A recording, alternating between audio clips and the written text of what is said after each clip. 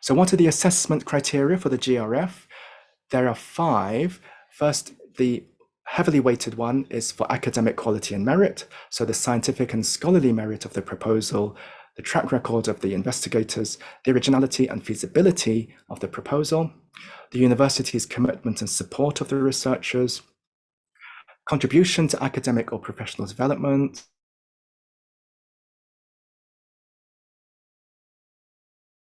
funding. So if it's likely to be partly funded somewhere else, then you'll get less money from GRF. There used to be a 6th criterion for relevance to Hong Kong, but that's been taken out. So the stress now is on international impact. Now, there are 6 parts of the application. So go to the website and download the forms. The summary section will have the PI, principal investigator name, affiliation, and number of hours per week, the project title and duration, and the amount requested. And now this is different from last year. The text box for whether you have already submitted the application and it got rejected, you have to fill this in right up on the front page and fill in the text box for how you improved the proposal this year. So this is very important, and of course highlight the improvements that to show that your work is worth supporting. Then the primary or secondary field name and code. So there's an appendix in the guideline notes with subject codes, keywords, and your 400-word project abstract. So these are important because these will be looked at early on by a member of the panel, subject panel, and also the keywords and the topics will be important for indexing, for the review triage, so which team, which panel gets your proposal, and later on for keywords for public searching of the government website. So be very careful. These aren't just last-minute keywords and topic names. You have to pick the correct name of the subject area because this will go to that panel. So I've heard stories where someone's research was borderline between 2 areas, but they put it into the second one, not the first one. And then, of course, it went off to a panel which wasn't really relevant, and then they rejected the proposal. So be careful of the keywords and topic words. Then there's an 800-word, or you have to supply an 800-word CV and an 800-word collaboration plan to say who will do what in your team. Again, these have been moved up from a later section. So these are now very early on in the application form. The middle part is the research plan itself. So 800 words for the project objectives, a project statement of 10 pages, pathways to impact statement of 2 pages. This is why impact is important early on. Reference pages, 3 pages for references, dissemination plan for which journals and conferences you'll go to, which projects you're doing now and what grants you've been funded now, the budget sheet, the ethics statements and data access statements, and then the appendices, which is just 1 page for an education plan, only if you're planning to train undergraduates in research, 1 page for a technology transfer plan if your work is potentially patentable, and letters of collaboration only from your own team, as well as ethics and approval letters. So there are not letters of general support. Don't just get a famous researcher to write a letter of support for you. It's not like a job application where you have reference letters. So only letters of collaboration of your team members agreeing that they will be part of your team. Lastly, your university will make declarations for how they will support you, that they've done a plagiarism scan of your work and checked for plagiarism, and that you're a full-time member of staff and you're eligible to apply.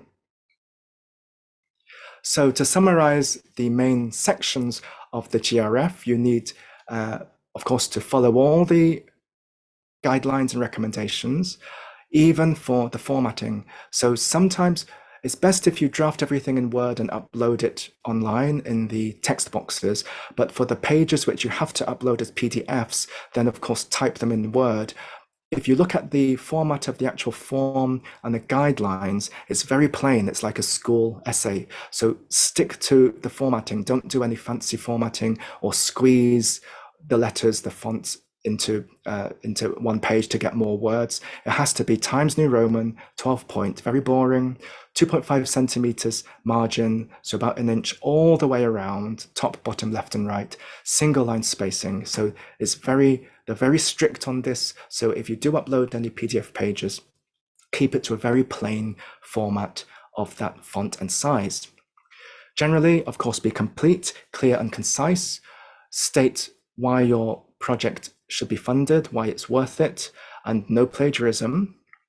For the 400-word abstract, it's got to be a lay abstract for the non-specialist. Remember, it goes in the front page or the front section where a non-specialist panel member will read it and then decide whether it's fundable or not, and then triage it to go to the right panel. And then that abstract also will be uploaded publicly to a public website. And if it's in English, later on, you'll be asked to supply a Chinese version. So again, it's for the public, so it's got to be general lay language. The objective list has to be 800 words in bullets, but also include the rationale, the main issues and problems and solutions, and the possible outcomes. So it's not just 3 bullet points of objectives, it's actually quite detailed. And then the project plan is 10 pages. It used to be called Background, Research Plan and Methodology, and it used to be 8 pages, including the Gantt chart. So they've increased it to 10 pages, but it really isn't an increase because there are 2 possible pages of illustrations. So it's still the same. It's 7 pages of text, 1 page as the timetable Gantt chart, and 2 pages of illustrations. So if you don't add illustrations of preliminary results, it doesn't mean you get 9 pages of text. Keep it to 7 pages of text. So you need to discuss related work and their deficiencies and problems, and then the research question you will answer, justify your approach, including a power calculation if you're needing a group of animals or humans, then the Gantt chart, and then illustrations. Extra files you're allowed are 3 pages of references. For clinical trial protocols, you can add this as a PDF, as an addendum, and there's an 800-word collaboration plan to say who will do what. And again, that will go as the first section, but no other extra documents are allowed.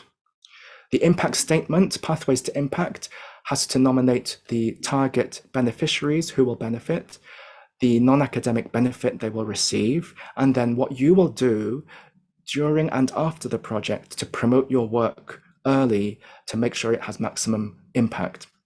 So you have to nominate some extra activities that you will be doing. Then the budget will be itemized for the amounts, so make sure everything adds up. You supply quotations, you don't go beyond the allowed limits, and you only submit what you're allowed to, so no general computing or telephone accessories. And itemize everything and supply quotes if you have to, and nominate what other funding you will receive.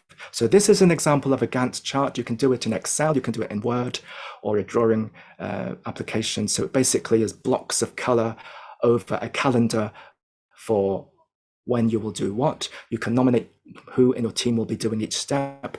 And an idea here is give as much detail as you can to fit it into one page. So include the experiment names, the facilities, if you're doing a study in different centers, who will be supplying the machinery for which step. And a good idea here is to frame everything as a positive achievement rather than just say experiment 1, experiment 2. So say what you would have achieved by the end of the experiment in the first column.